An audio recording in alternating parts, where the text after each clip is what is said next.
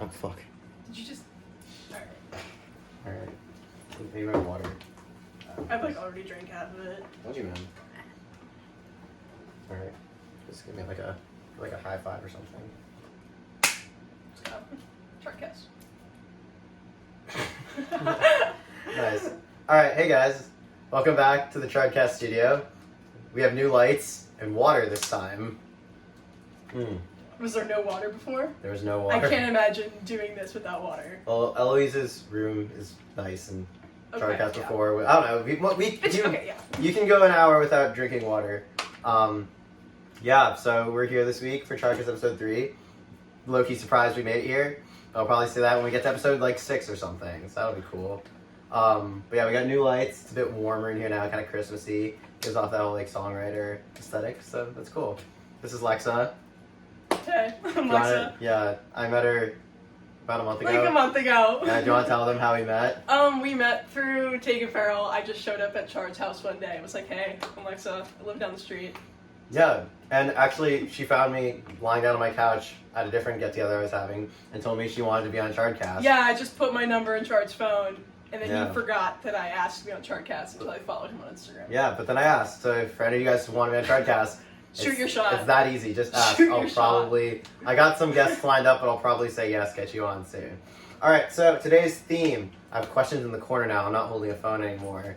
Soon we'll have a guy for that as production starts amping up. But today's theme is how to handle drama between friends, family, romantic partners, and, you know, school and work people, i.e. coworkers or friends at school. Our demographic so far has been mostly kids our age, like ages 18 to like 22. Lexa's 18, I'm 20. So this is gonna be it's gonna be a really great episode. Just want to give the disclaimer once again, as always, even though we're not dishing out like dating advice or like life advice like we were before, though this is still life advice. Everything that's maybe worked for me and Lexa in our specific situations might not work for you. These are not copy and paste tips, but more so things for you to take and maybe employ in your life and try them if what you're doing isn't currently working. Suggestions.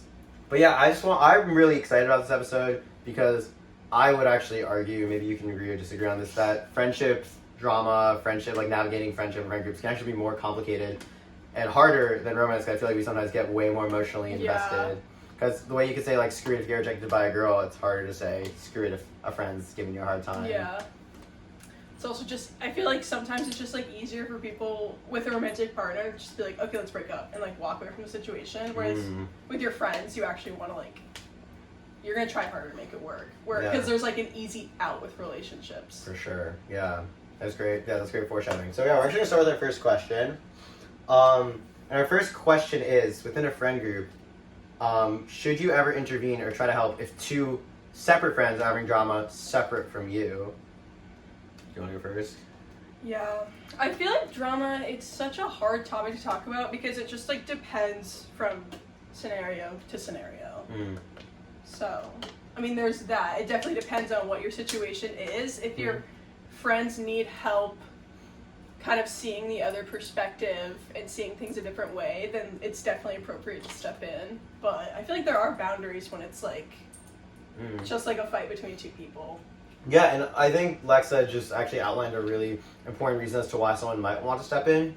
Because the way I see a certain situation and the way I'm like so passionate that I'm correct, the person I might be arguing with is equally passionate that they're correct. Yeah. So if Lexa was, say, step into drama between me and a friend, but I have already have these hard feelings towards this friend, I wouldn't be willing to listen to them. But if Lexa was willing to present their kind of side, I'd maybe be more receptive to that because I don't currently have hard feelings towards her. Because when we're in drama, when you're in drama with someone, they can say like, "I love you, you look pretty today," and you're like, "Oh well, fuck this person for saying I look pretty today." Yeah, what the hell? Don't fucking compliment me. So I'd say that's the situation. Yeah. But honestly, my other thing is this: like, other people's business is other people's business. I would really not step in and this is for yourself. Unless they ask, because the minute you step in, you become involved and it can start leading to more stress that you might not want. Yeah, definitely. Sometimes you're like invited into the situation and like your friend will text you and be like, well, what do you think? Like, what's your opinion? But I don't know, I don't think I would ever insert myself into that situation. And if you're put in that situation where they say like, what do you think? Yeah. Like, think before you speak, because the minute you say anything, you're involved. And you're like picking a side. Yeah, because if you say like, I agree with you, then they're screenshotting that text, sending it to that person. But if someone says like, hey, what do you think of the situation? even if it might seem like they're just trying to reach out and like confide in you, but no, like that could be inviting you into the situation. So before answering that, just think like, do I want to be part of this? Most of the time, I feel like the answer is no. You don't want to be a part of it. Well, and don't feel like you're a bad person by saying like, hey, this is your guy's shit, keep me out of it. And if someone says that to you, also don't get offended. Like if you try to get your friend involved and they're like, hey man, like I don't want to be a part of this. Don't be offended that they don't want to be a part of it. Like put yourself in their shoes. Like don't start like lashing out at someone and be like, what do you mean you don't want to be a part of it? Do you think I'm wrong? Like no, they just don't want to be a part of your drama. Yeah, definitely. Nice. Yeah. Do you think there's any situation in which like you have to get involved regardless of whether they ask you or not? If a third opinion is desperately needed, and these people are like not speaking to each other, but their situation to you is like kind of like silly and stupid. Yeah, I mean, I know. I feel like it's up to you to decide if it's like necessary. Yeah, I think it depends on like friend group dynamics too and the severity of it. Because like you're in a friend group that like is always together, but like they're just bringing bad vibes to your hangouts.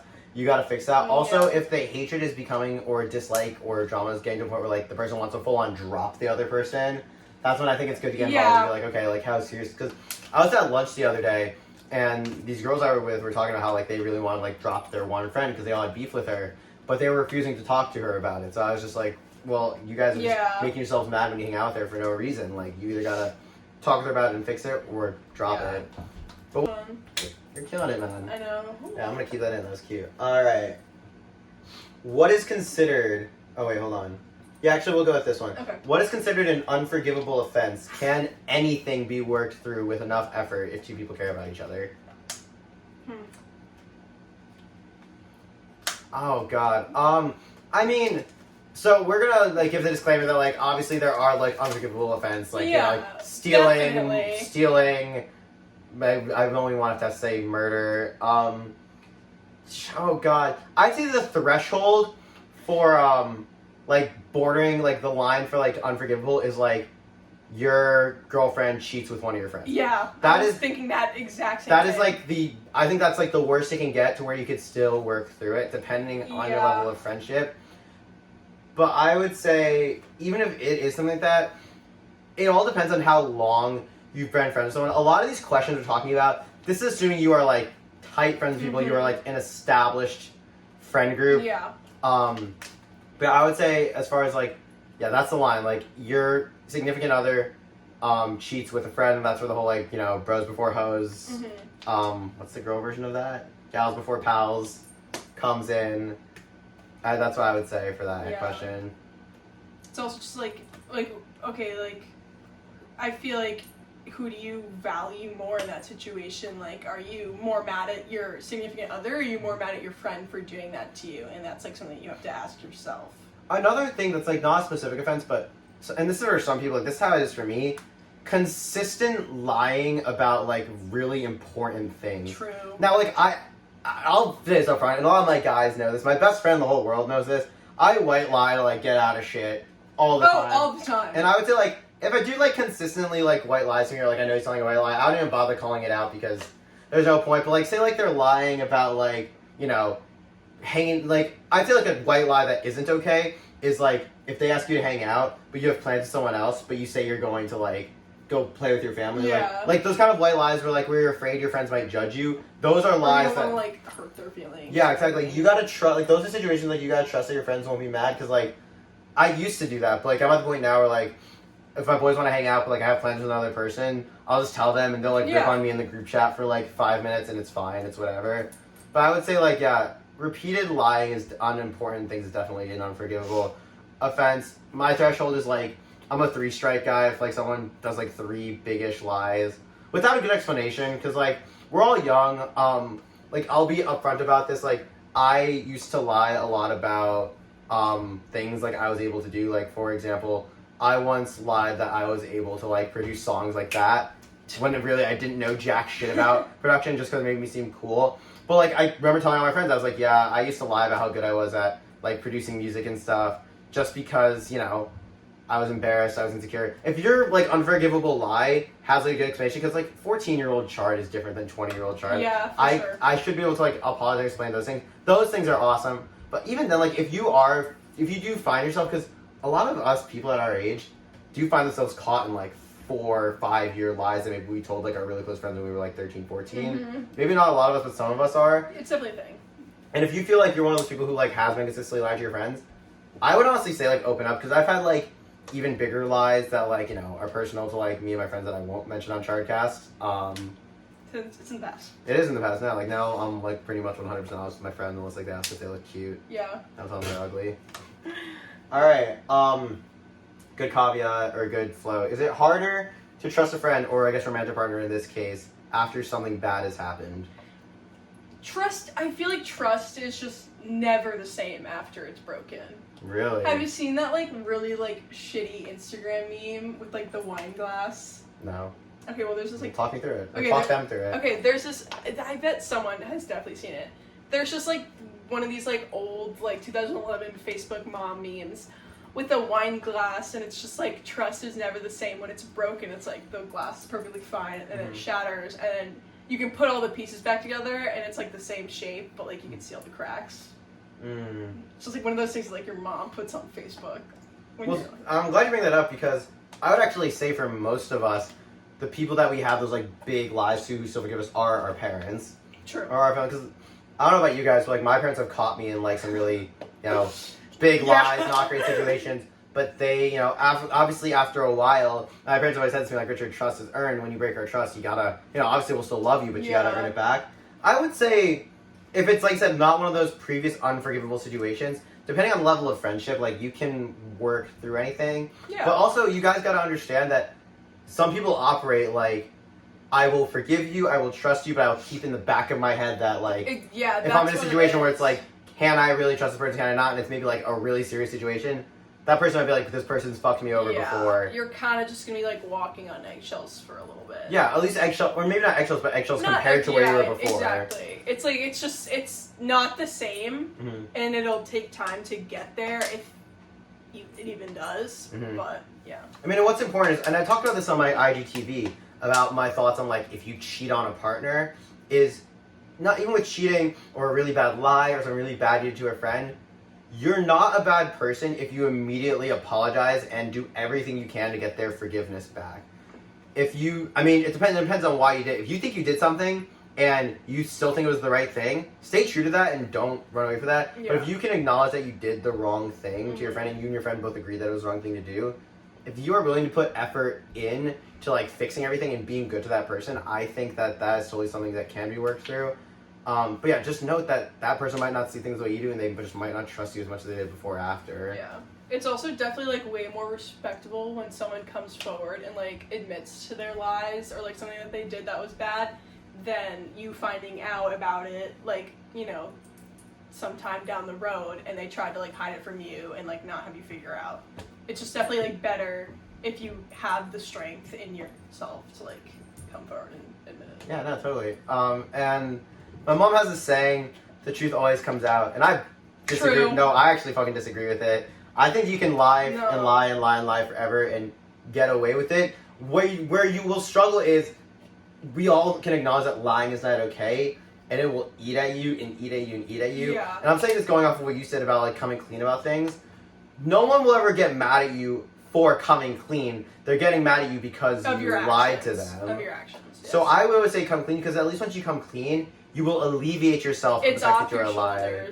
And even if you lose that friend, you wouldn't have wanted to stay in a friendship, not because of them, but because of yourself, in which you were lying to a person. Yeah, exactly. That's why, like, if I was to ever lie to my friends about something really big again, I would want to tell them, because, like, it's a win-win situation compared to where you are. Because losing that friend that you were lying to, is still better than being in a friendship in which you feel bad that you're lying to them. Yeah. Or the other scenario is that they forgive you, which most people will forgive you. A lot of people in this world respect the living shit out of honesty, because honesty is so refreshing, because it's so hard to come by. I was just about to say, it's hard to come by. Yeah, I mean, how many times do you think you're lied to every day? I wouldn't say a lot. I do believe that, like, my closest friends are honest with me. But, you know, it's definitely happened more than it should, and to other people, too. It definitely happens to everyone way more than it should. Words. At what point should I accept that drama is inevitable and just focus on my grind? Sounds like he already accepted the fact that it's inevitable by asking you that question. Well, maybe not though, because you could be stuck in like a situation that he doesn't want to leave. Yeah. I'll answer that question first off. I personally think your grind should come before everything. Without a doubt. But I think you should always kind of keep your purpose in front of you because, and I've said this in many different Chard like Chard little short things within the Chard universe of Chard. But I basically will always say that you have to work on other areas of your life because areas of life involving other people, i.e. your friends or like romantic partners, you have no control over whether those things are shit or not. But if you're focusing on your grind and you're happy about that, if you're working on yourself and you're happy with who you are, then in the event you need to kind of turn away from that drama or say, fuck all the noise and get that money, you are actually happy with the rest of your life as opposed to being like, God, I spent too much time focusing on this drama and wasn't focusing on this shit. Yeah, my mom tells me all the time that you have to like put yourself before other people. You can't just like walk around like being a pleaser all the time. Yes. And I feel like that's what a lot of drama is. It's like you thought you were doing the right thing. So you can't just go around doing like putting other people and like friendships before your relationship with yourself, if that makes sense. No, that makes a lot of sense. I mean, I think you have to ask like, should I say fuck this drama? You should say fuck this drama because like it shouldn't even be at like that point in your mind. You should say fuck this drama, but still maybe work on it. Yeah, like so that it's not like inside of you. Yeah, like be like receptive. Towards your friends. Open. And it depends on what your like place in said drama is. True. Like if you're the one causing it, then obviously don't say fuck it. You could say fuck it by being like, okay, I'm just gonna admit I'm wrong and move on because there's thresholds to this. It's about realizing like, and my dad always tells this, it's like before you argue with someone, before you start drama, think, do I really care that much about this where I need to start a whole thing? And if you find yourself in a situation in which like you're kind of the main culprit, think like, would it really be that hard for me to just like admit I'm wrong and move on? Exactly. A lot of drama just comes from like you being defensive, but at some point you gotta just like stop and be like, this person's upset, let me just apologize so we can move on. I don't have anything to prove anymore, I've said everything I want to say. Yeah, because drama's subjective. There is no right or wrong. Yeah. You can, and I think two people should be able to part ways, either both thinking they were right, both thinking they were wrong. One thinks they're right, the other thinks they're wrong. But just move on. Just acknowledge, like, it's over. We can agree to disagree. Move forward. So, to answer the question directly, if the drama's, like, getting in the way of your grind, definitely just find a way to get rid of it as soon as you can. True. And even if you do have to walk away, then that's a big decision, but, like, walk away from it. Whatever is gonna make you better. Nice. Okay, cool. You down to have a couple romance questions? Yeah, let's do it. All right. Is there ever a point in which you're telling your friend too much about your romantic relationship? I really like this question because while I think it's important that if you're struggling with your romantic partner, you should actually talk to your partner about it. Yep. I understand feeling the need to talk to your friend. A really good example of like something you might want to talk to your partner about is, say I'm dating a girl and she is bad in the bedroom. Like, I don't enjoy having sex with her. I might not want to say, like, hey, you suck at sex. Like, we gotta fix this. So that might be a situation in which, like, you might want to go to a friend about it. And then to answer the question, at what point are you telling your friend too much about your romantic relationship? It depends on how close of friends you guys are. I would say, like, if they're a friend who you know you can go to and won't spread shit, by all means, I would just say, like, tell them whatever you want. However, there is a point, and I firmly believe this, to where your romantic partner has to become your number one, and you have to have like set secrets between you and them that like no one else can know. True. Let's say if it's getting to a point where like you're confiding in your friend for everything about your partner, and you're like afraid to talk to your partner about any of these things, that might, because you don't want to start like training yourself to go to your friends whenever you're having like relationship issues. I would say if it's just like one thing early on, it's fine, but if it's like 2 years into your relationship and you're constantly going to your friend, be like, wait, I've got a partner for this. Yeah, or not even just like issues in the relationship. Like, you definitely shouldn't just be like running to your best friend, telling them, like secrets about your romantic partner and like things about like their private life that like they felt comfortable enough to tell you. Like, you shouldn't just go around like talking about things. I agree. Yeah, if you are gonna tell your friend, make sure it's your stuff. Don't tell other people's stuff to other people. Yeah, like if I'm dating a girl and she's having family issues, don't confide in your friend and be like, Yeah. how do I handle my girlfriend's very specific Yeah. family issue? That's her business. Yeah. Yeah. You're killing it. I know. You're such a great job. I know. All right. Ooh. Being Really? 69 inches exactly is hard. Are you 69 inches? Yes. I'm 5'9". Yeah, my friend just went to the doctor, and the doctor was like, "You're 5'11 and 3/4", and she's so happy because she she doesn't want to be 6 feet. However, I would love nothing more than to be 6 feet because I would love to just be like, yeah, fuck yeah, I'm 6 feet. 5'46" is like my ideal height for girls. Yeah. Yeah, but then you're getting like D1 babies if you go taller than 6 feet. Not with me. I'm 5'4". Yeah, but then it meets in the middle, and you'll have like a 5'9" daughter. Yeah, I mean, I don't know. I for me, it's like not that I enjoy them being taller. It's more so just like I like what I see. Yeah. Don't like break your neck. She goes to Chile now. She was like 5'10". We hooked up. I get on my toes once to kiss her. You know what? I hate how I have to say this, but also good for you for like not caring if a girl is taller than you. I don't. Because so many guys care. I think that's guys rejecting themselves. Yeah. I actually stand by when I get rejected. It's only 1 in 10 girls rejecting me because I'm short. No, yeah, girls don't have actually some girls have a problem with height. But no, if I like the person but they're shorter than me, I don't care.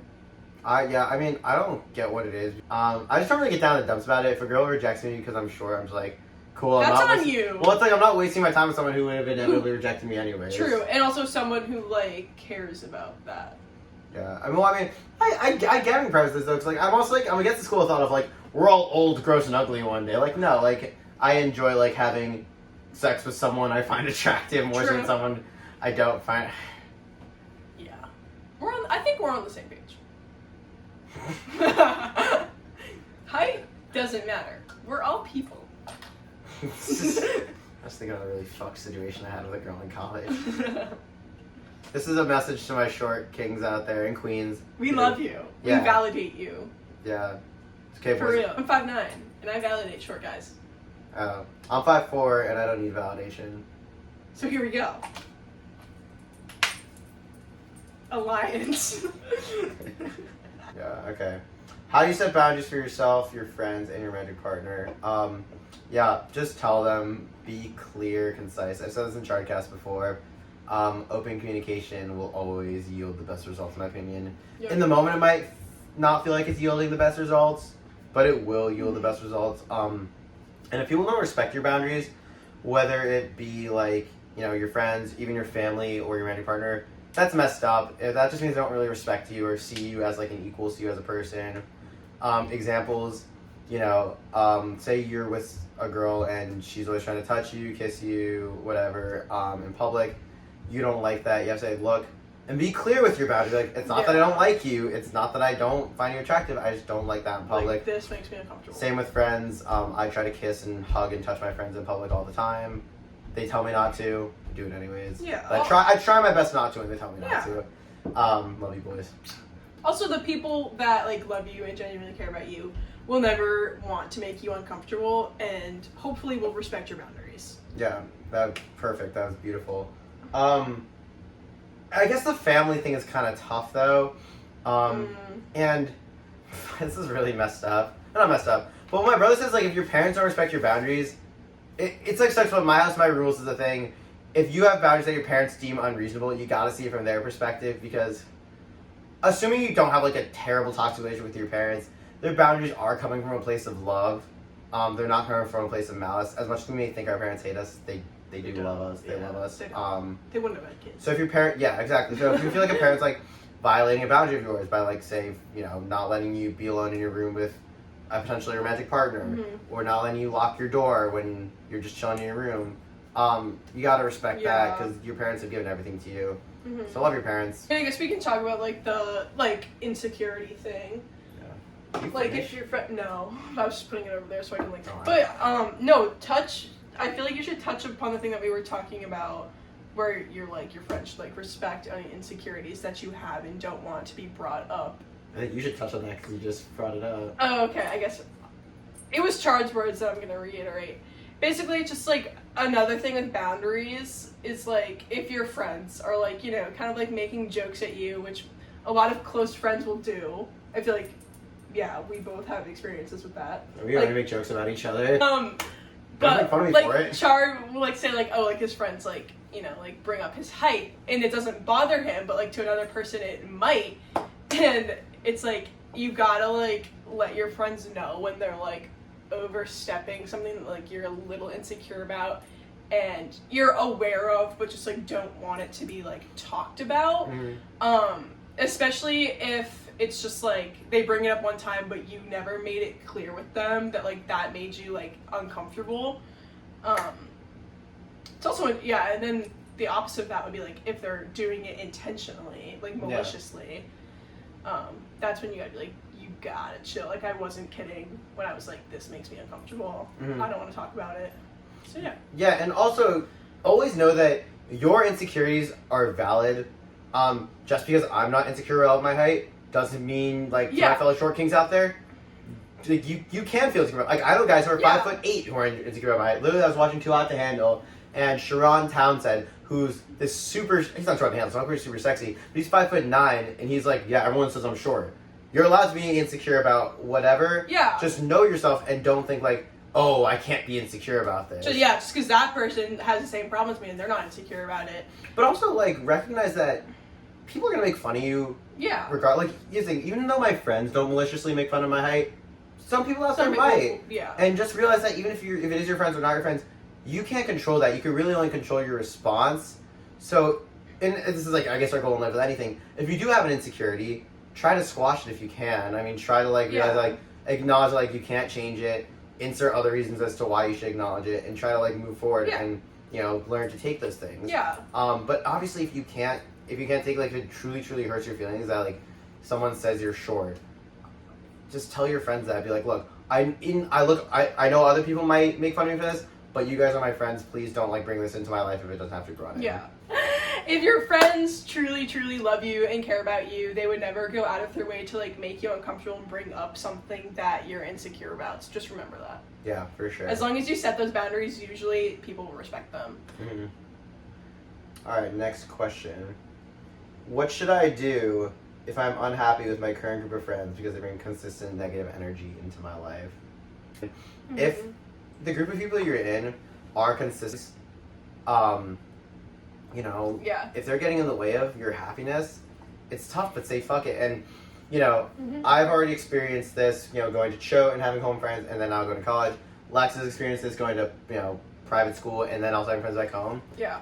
Your group of friends, while it may seem like they're your entire world, they're not your entire world. We talked about this in situationships. You let like one female or male control your entire well-being. You can't let one group of friends control your well-being. You will go off into the world and make other friends and realize that you're a fucking awesome person and you are competent in like making friends.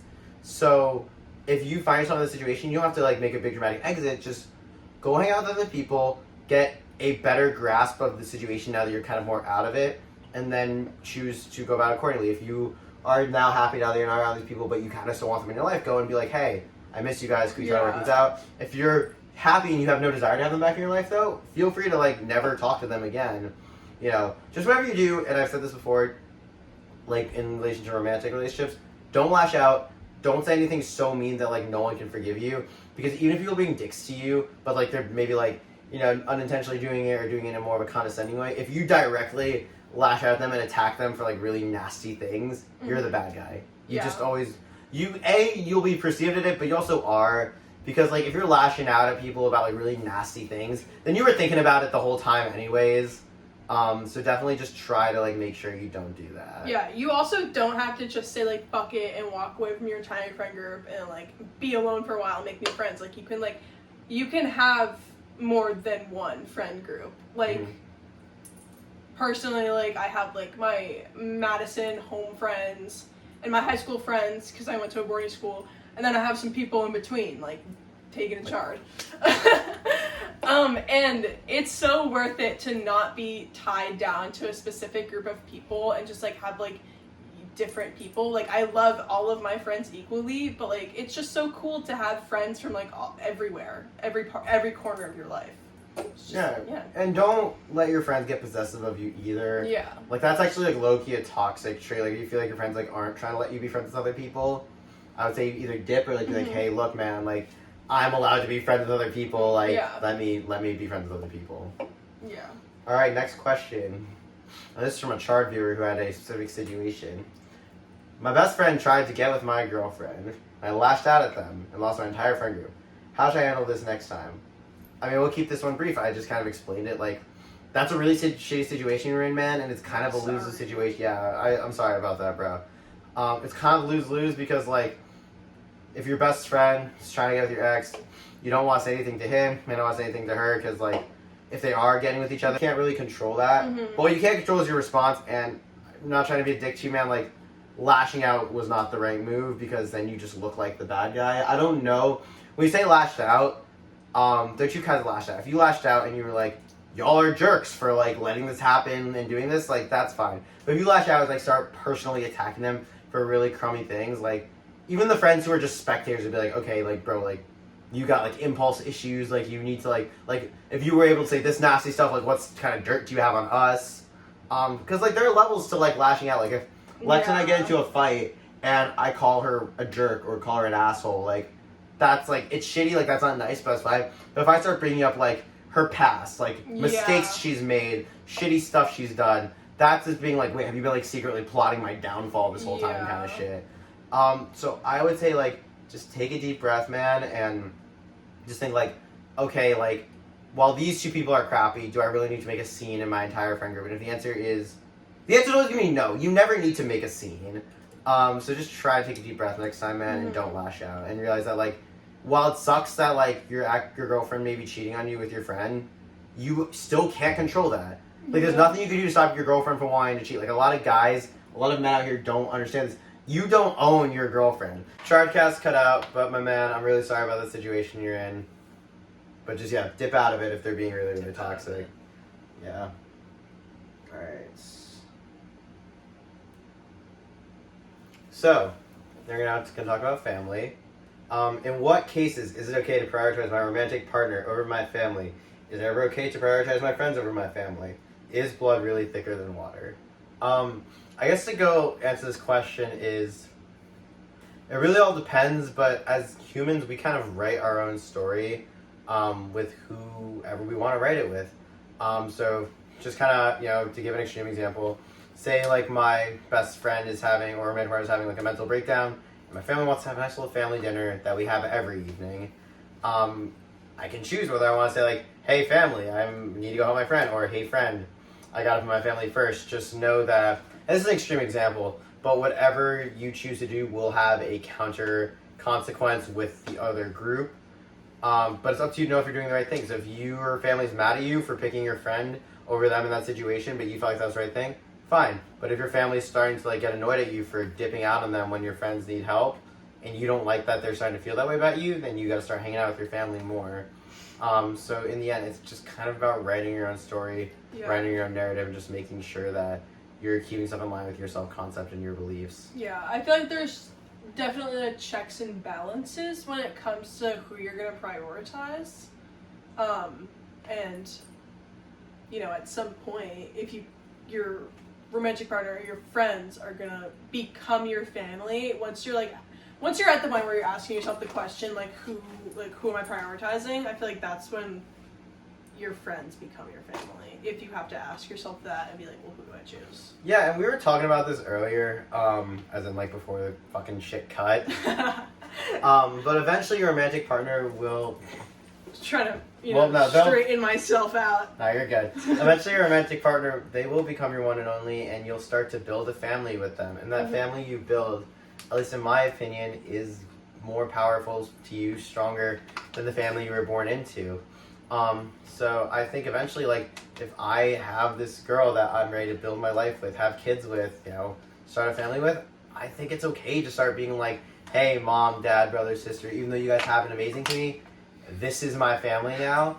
And seeing as your parents have done that same thing themselves, and, you know, kind of left the nest from their families to start their own, they'll understand that most likely tenfold. And if they don't, in my opinion, you'll have my support on this. Sucks to suck for them, because your wife, your kids, that's your family. That is your legacy you're leaving, and you gotta put that first, in my opinion. Well, you're talking about like best case scenario, you marry this person. That's true.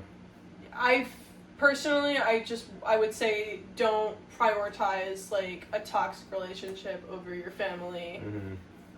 Or you're not even toxic, but just one that you think might not go there. Yeah, or exactly, you don't know it's gonna go exactly. there. Don't give all of yourself to someone that you don't see a future with. Yeah. And in that process, like subject yourself to having family issues. Mm-hmm. And as far as like the blood's thicker than water thing, it's the same thing with family, friends, romantic partners. Treat people the way you want to be treated. Like if you want someone to ride or die for you, you expect someone that, you gotta ride or die for them. Whether it be family or friends, because usually your family won't say anything until it's like become an extreme and like has become a problem. Mm-hmm. So take that into account. And I was talking to Lexa about this, but like it wasn't like about 2 years ago. My mom started getting on me for not being around enough because I would always go out with my friends. And it wouldn't be like the mental breakdown versus family dinner. It'd be like dinner with friends versus family dinner. Yeah. And just understand that like while you're growing up, little things like that, your family, and you'll understand when you're a parent one day, your family takes notice of that. They'll take notice of the fact that they're all sitting at family dinner and you're not there. You're off with your friends. And it was a big issue for me because my siblings were not as close with me as they were with each other because they'd always be at family dinner. They'd always be going to the movies. They'd always be going to the zoo together. And I would just be out frolicking around with my friends, which that is fine. If you want to put your friends first, it's cool and I respect that. It's just understand that your family might not be giving you that same love that you might want from them that you thought was there because don't take it for granted. Like, don't just assume that love is always going to be there perfectly, regardless of what you do. Mm-hmm. Yeah, your family's like any other relationship. Like, you have to foster trust within them. Mm-hmm. If you made it this far into Chardcast, to the people who asked me for relationship advice and love life advice, even though I said don't fucking ask me about that. That's not the kind of podcast this is. What should I do if I start developing feelings for a friend? And I'm going to give like a little bit of exposition for this. Whilst I preach that you should be friends with someone, keep them in the friend zone until you realize you like them, this is not that situation. I'm talking like y'all have been friends for a while. It wasn't like friendship until proven otherwise. It was strong friendship, and then you start liking them.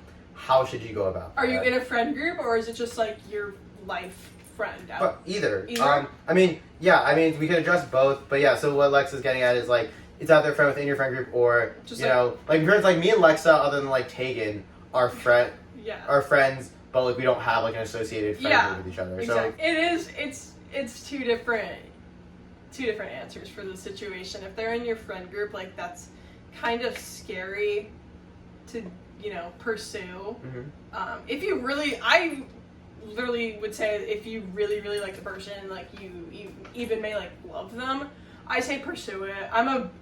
I'm big on pursuing it, even if they're like in your friend group. Yeah, I take back what I said about it's different for every situation. No, if you like the person, go for it. I'm very for that. Yeah, I would say friend group or not, or like one-on-one friends. Lexa's nailing it right on the head there. You gotta go for it, but also like I know you guys don't want what you should do. 'Cause obviously you gotta go for it. You want to know fucking how to go for it. Don't beat around the bush. Just like do it. Well, so here's how you do it. So, say Lexa and I are friends. We normally, go bowling, do podcasts. We've never gone bowling. Do you want to go bowling sometime, Lexa? Alright, we'll go bowling sometime. But yeah, these are our normal friendship activities that we do. If you're, obviously, it sounds cliche, but yeah, like asking out your friend can ruin the friendship. And it sucks because like you sometimes can't recover from asking a friend. I remember I got rejected by one of my best friends in college, and I was just very thankful that her and I both love and care about each other regardless, and we were able to, become friends after and stay friends and be great friends after. But it was this role-playing thing I talked about in Charlie's episode too. If me and this person normally like go bowling or sit around my house on our phones or go get food or whatever, take them out on a more romantic date. Yeah. So instead of taking them to your casual sandwich shop where you eat gross chicken sandwiches and like dress up in like sweatpants. Get dressed up, go out to like Tacos and Mars, get a little fancier, and see how they react. Also, just start treating them differently. Like, don't treat them like a friend anymore. Like, you know, start trying to make more, you know, get break closer the to touch them. barrier, Yeah. make more intense romantic eye contact, Yeah. flirt with them more, bring more sexual innuendo into it. Yeah, if you can, like, you know, bring in those, like, things that seem a little minor, then, like, they're gonna pick up on it because they're gonna be like, oh, this isn't how they normally act around me, and then you'll get a vibe. It's also not out of pocket to just, like, reach out to a friend and be like, let's hang out one-on-one, like, let's go to a nice dinner. I feel like if, like, one of my guy friends asked me tomorrow, like, let's go out to a nice dinner, I wouldn't even think of it as a romantic endeavor. I would just be like, yes, that sounds so fun. Like, let me go out to a nice dinner with my friend. My guys, like, this is what I preach to you guys so much. Like, just because you're starting to like your friend romantically, that does not automatically mean, like, hey, let's go out on a date no matter what. Like, no, treat it like any other girl. Still see them as if they're your friend, but just, you know, flirt a little more now. Exactly. And as Lexa said, it's going to be more than you'll pick up a vibe. If I, like, make a, like, romantic flirt, or I, like, not sexually, but, like, touch their arm or make eye contact, they will, you know, they'll keep that eye contact. Yeah. They'll flirt back. They will accept your touch and not, like, either pull away or, like, get a little awkward. That's, like, a really good way of knowing if the other person might actually feel the same way without having to, like, do that. It's like, because then if you go out on this date and they really enjoy it, they text you like, hey, like, I had a lot of fun, like, that was and they fun. reciprocate Let's do it everything, again. then that is your green light, like, hey, they might feel the same way. Oh, man. But if you get, like, no reaction from them, and then you try to go on another romantic date again, and they hit you with the, hey, I'd rather just, like, go get sandwiches or whatever, then you know, like, yeah, they didn't like you like that, but, like, no harm, no foul, because, like, they didn't have to reject you, and you can just accept it and still be friends. That is how I would say you should go about talking to someone you really, or, like, so go about trying to become romantic with someone who you've been friends with already. Yeah. Which, like, I'm glad, hopefully you guys listened this far, because, like, this is actually something a lot of people, it's something a lot of people struggle with. Like, they start liking a friend, but they really don't know what to do. They just have to, like, sit there and, like, you know, wait for an opportunity. Like, no, you can proactively go about it.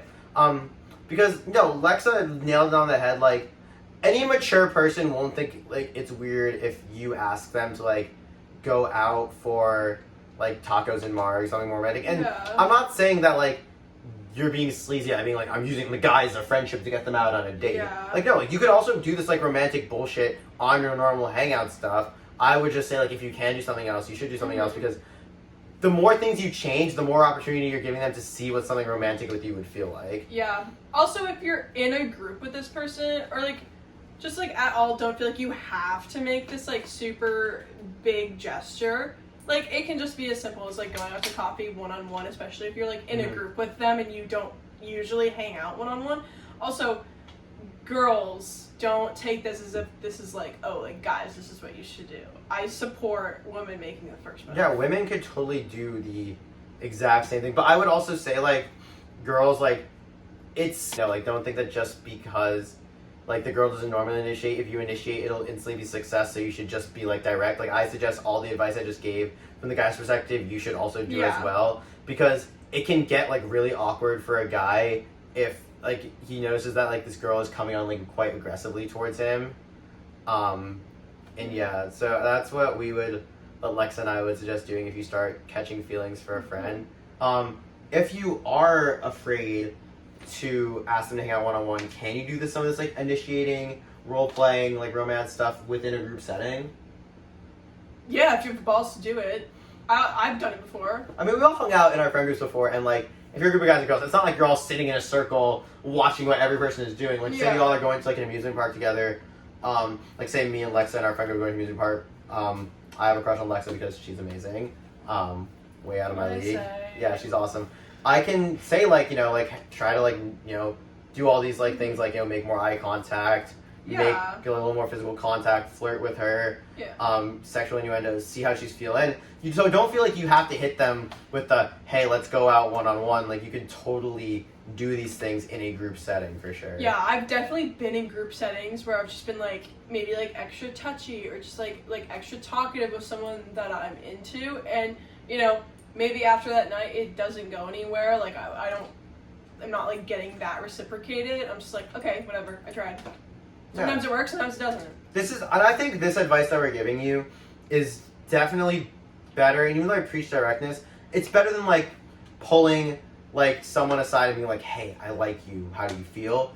Because because they're saying if the answer is no, they're gonna say no. But if the answer is I don't know, they're also gonna say no because they're putting you on the spot. So that's why I think this is important, because if they genuinely don't know if they see you that way, or they might have never thought of it because they might have thought you were friend zoning them. But by doing this, you are giving them the opportunity to think about it. Because a lot of us are on edge about things. Like, I have a lot of female friends who I would reject, not because I don't find them attractive, I can never find them attractive, it's just because I never thought of them that way, because I always just thought like we were friends and nothing more. So by doing this, like, if I noticed that Lexa started flirting with me a little bit, I wouldn't think like, oh, she's liking me, but I don't see her like that. No, I just think like, oh, she's flirting with me a little bit. I never thought of this before. Let me see how I feel. Yeah. And like, reciprocate. Yeah. But just whatever you do, just don't make a scene about it. Just be chill, be relaxed. But it's also important to show intention. And I say this a bunch of times, and my guys out here, this is the best piece of advice I can give to you. The number one mistake all guys make is not being clear about what their intentions are. As far as this, if you like a girl, treat her like you like her. If you like her just as a friend, treat her as a friend. That's where all of this advice kind of stems from. Yeah. Because if you like a girl and you treat her as a friend, my man, you've got no shot. And like I said, it's low-key borderline manipulative if you treat a girl like a friend when you like them. Also, girls have been conditioned to believe if he wanted to, he would. So, act on your intentions. And it will be appreciated. Yeah, because like a girl will never. Honestly, I think, and maybe you can tell me if I'm fucking wrong. Yeah. I think most women find it attractive when you're like pretty clear about like what you like. It's not so much attractive. It's just like, this is a breath of fresh air. Yeah, well, but. I agree with that for sure. Yeah, it's like it's nice to have someone be like, look, this is what I want. What about you? Well, yeah, and I think, like, what's really important is, like, and guys, you might not think this, you may think girls are rejecting you left and right. Most girls actually probably are in that I don't know neutral area around you. Not, so in the whole, like, I'm not saying I would date them, but I'm also not saying I wouldn't. And I feel like that's how a lot of humans are with everyone. Assuming there's, like, the littlest bit of, like, physical attraction there. They'll always be in, like, that I don't know area. So by being, when I say direct, by being clear with your intentions, that will tip them more in the I like this person than just treating them like a friend and hoping that like they start liking you kind of thing. Yeah.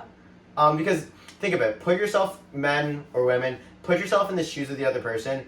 Wouldn't you find it easier to like someone who you know already is kind of into you than just trying to guess? I mean, as Nick Miller, do you watch New Girl? No. Okay, so I knew about there. As Nick Miller once said, we're all humans, we all like the path of least resistance. So make it a little clear that you're into them. Yeah. Without putting them on the spot. Definitely goes a long way. Yeah, and I know we've been going off of this question, so I'm going to just wrap it up in one nice little bow, just to make it sure. When we say this is just flirt with them, physical touch, eye contact, bring sexual innuendos in, but don't directly say, hey, I like you, because those are just ways you can give them the vibe into them without. Yeah, it's off-putting. It looks desperate. It's just like, whoa, I did not expect this. Yeah, it just, at least for me, like if a girl has come up to me and be like, Chard, I know we've been friends for a while, but I really like you. I've liked you for a while. I'd be like, that's gross. You'd just be like, I wasn't expecting I was like, I just want to chill. Like, no one likes drama. Like, it's a lot for no reason. Then you got, so yeah, because like I said, they don't want to have to. If you give them a public, like, or like an outwards direct kind of like, hey, I like you, they're gonna have to give you a direct rejection. But if you can indirectly kind of let them know they like you, in the event they don't feel the same way, they can indirectly reject you, and then you can just be friends and never talk about it again and be awkward for like a week and then move on. But navigate a friends with benefits situation with someone you're actually friends with. So I guess to kind of more clearly go about this question is, we've all found ourselves in a situation in which, like, I'm not talking like you've been best friends for years and then you start like fucking, because you should just date at that point. Yeah. Like, at least give that a shot. But I'm talking like you're in that, like, like we're trying to figure out what we are kind of thing, or like you're like talking to each other and you decide like, hey, we're not gonna date full on date, but we care about each other. But let's also let's hook up at the same time. So how would you navigate one of those things. Hmm. Have you ever been in a friends with benefits situation? Yeah. I mean, it's just like everyone wants different things out of it. Yeah, I think what's really important is you're just clear about your expectations and your desires, and you're honest about it. A lot of pride can come into these things, because here's the thing. When you're in a friends with benefits situation, you always want to do it with someone who's like chill, not going to bring drama, and I understand like when you're in the situation, you want to come off as that person. Yeah. But I'll be perfectly honest, when I'm hooking up with a girl, I actually feel uncomfortable knowing she's hooking up with other guys. Not because I don't think she can, it's just like for me personally, it's just weird to have sex with a girl and know that like she's having sex with other dudes. That's your preference. So I mean, in those situations, I actually just personally back out. Like if I'm hooking up with a girl in friends with benefits, I just let them know like, hey, you can do what you want, but just know that if you're hooking up with other guys, it's just not my thing. I don't really want that. Yeah. But it's just about being clear, because you're going to save yourself a lot of stress if you, for example, want to exclusively hook up with this person, but you don't say you do. Yeah, no, boundaries are the biggest thing in like a friends with benefits situation, because you have to, both parties have to be on the same page when it comes to what the relationship is. Mm-hmm. And it's also like, it's boundaries and mutual respect. Yeah. Because the first part of friends with benefits is friends. You can't start treating them like a means of sex. Like that's between friends with benefits and just like a hookup person.